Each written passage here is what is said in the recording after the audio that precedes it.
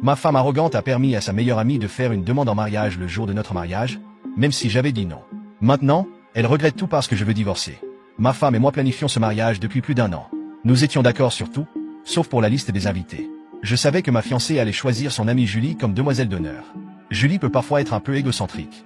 Quand nous sortons avec des amis, elle commande toujours le plat le plus cher et insiste ensuite pour diviser l'addition également parce que c'est plus simple. Elle change souvent ses plans à sa guise, même si cela perturbe tout mon emploi du temps. Une fois, je prévoyais un dîner romantique avec ma fiancée, mais Julie est arrivée chez nous à l'improviste avec des boissons, disant qu'elle voulait passer du temps avec sa meilleure amie. J'ai essayé de lui dire que nous n'étions pas disponibles, mais ma fiancée a insisté pour reporter notre rendez-vous à la semaine suivante puisque Julie était déjà là.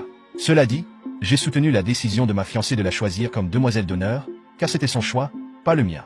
Je pensais pouvoir la tolérer pendant une journée pour le bien de ma future femme, mais j'avais tort. Il y a quelques mois, ma fiancée m'a mentionné que Julie voulait faire une demande en mariage pendant notre réception. J'ai fermement rejeté cette idée parce que ce jour était le nôtre et non le sien. Bien sûr, j'aurais été très heureux de l'aider pour sa demande, mais l'affaire lors de notre mariage aurait volé l'attention du couple fraîchement marié. J'avais déjà entendu des histoires similaires et je détestais profondément cette idée. Ma fiancée était d'accord avec moi et a dit à Julie qu'elle pourrait faire sa demande à une autre date, ou du moins c'est ce que je pensais.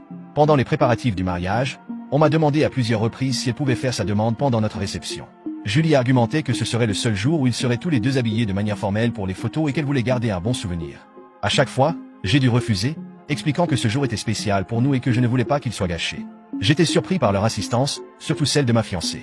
Je voulais que notre journée spéciale soit parfaite et je l'ai expliqué à ma fiancée pour la 4e fois, un mois avant le mariage. Ce fut la dernière fois que nous avons parlé de ce sujet et je pensais qu'elles avaient finalement renoncé à l'idée. Le jour du mariage, j'ai remarqué que ma femme et Julie parlaient secrètement à plusieurs reprises, mais j'ai ignoré cela, pensant que ce n'était rien d'important.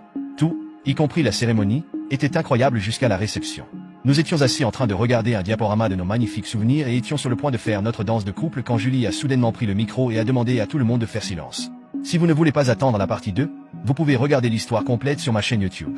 Il suffit de cliquer sur partager puis sur plus, et ensuite sur le lien YouTube ici dans mon profil, ou de chercher la chaîne Reddit Histoire FR sur YouTube. J'ai encouragé mon fils à me défoncer hier. Il faut que j'en parle à quelqu'un, alors j'ai trouvé ce forum. Ce qui s'est passé, c'est que j'étais en train de préparer le repas dans la cuisine et qu'il est arrivé derrière moi et s'est penché sur moi pour prendre quelque chose dans le placard du dessus. Sur un coup de tête stupide, j'ai sorti mes fesses pour lui faire une blague. Alors j'ai regardé par-dessus mon épaule et j'ai dit « Oh, tu aimes ça, hein ?» toujours pour plaisanter, et j'ai continué à remuer. Dans un moment de folie totale, j'ai baissé mon pantalon de survêtement, et j'ai dit « Fais-le si tu veux ». Je n'arrive toujours pas à croire que j'ai fait ça. Je n'ai même pas réfléchi. Moment de silence gênant. Alors j'ai dit « Dépêche-toi avant que je ne change d'avis » et il m'a répondu « Tu es sérieuse ?» Il a baissé son pantalon et nous avons commencé à le faire.